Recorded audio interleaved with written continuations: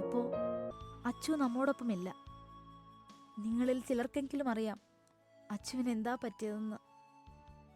എൻ്റെ ആൻറ്റി എൻ്റെ മുൻപിൽ ഇരിപ്പുണ്ട്. ഞാനൊന്നും പറയാൻ ശക്തിയല്ല. ഒരിക്കൽ ഞാൻ കായൽക്കരയിൽ കളിച്ചുകൊണ്ടിരിക്കുമ്പോൾ കാൽ വഴുതി വെള്ളത്തിലേക്ക് വീണു.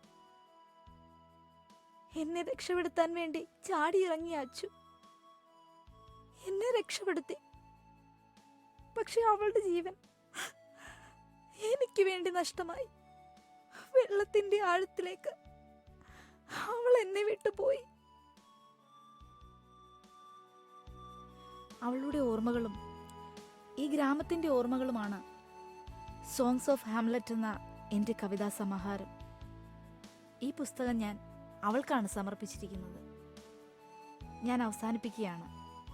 പക്ഷേ ഒന്നുകൂടി പറയാം, എൻ്റെ അച്ചുവിൻ്റെ മരണം പോലെ എന്നെ വേദനിപ്പിക്കുന്ന മറ്റൊരു വസ്തുതയുണ്ട്. നമ്മുടെ ഗ്രാമവും മരിച്ചുകൊണ്ടിരിക്കുന്നതായി എനിക്ക് തോന്നുന്നു. മരങ്ങൾ മുറിച്ചു മാറ്റി ഷോപ്പിംഗ് കോംപ്ലക്സുകൾ വരുന്നു. വയലുകൾ നികത്തി കോൺക്രീറ്റ് കെട്ടിടങ്ങൾ പണിയുന്നു. നന്മകൾ മാത്രം നിറഞ്ഞു നിൽക്കുന്ന ഈ വിദ്യാലയത്തിൽ നിന്ന് കുട്ടികൾ അകന്നു പോകുന്നു. അതൊരു അപകട സൂചനയാണ്. ദയവ് ചെയ്ത് പട്ടണത്തിന്റെ വന്യതകളിലേക്ക് നമ്മുടെ ഗ്രാമത്തെ വിട്ടുകൊടുക്കരുത്. പുഞ്ചിരിക്കുന്ന പൂമരങ്ങൾ നമുക്ക് വേണം. പച്ചപ്പ് നിറഞ്ഞ താഴ്വരകൾ നമുക്ക് വേണം. മിന്നാമിനുങ്ങിന് തലങ്ങും വിലങ്ങും പറന്നു നടക്കാൻ പച്ചില ചാർത്തുകൾ നമുക്ക് വേണം. അച്ഛനെയും അമ്മയെയും വൃദ്ധസദനത്തിലാക്കാതെ ചേർത്തു പിടിക്കുന്ന മക്കൾ നമുക്ക് വേണം. അതിന് സ്നേഹവും നന്മയും നിറഞ്ഞു നിൽക്കുന്ന ഇത്തരം വിദ്യാലയങ്ങൾ നമുക്ക് വേണം.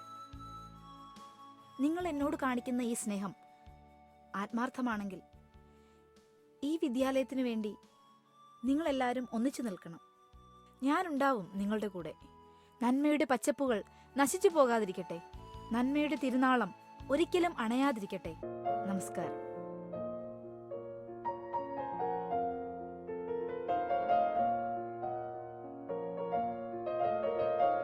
ആ ഹെലീന, വാ ഇരിക്ക്.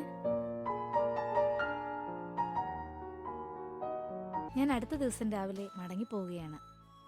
ഈ സ്കൂളിൻ്റെ ആവശ്യത്തിന് എപ്പോൾ വിളിച്ചാലും ഞാൻ വരും. എപ്പോഴും ടീച്ചർ എന്നെ വിളിക്കാം. ഇത് 25 ലക്ഷം രൂപയുടെ ചെക്കാണ്.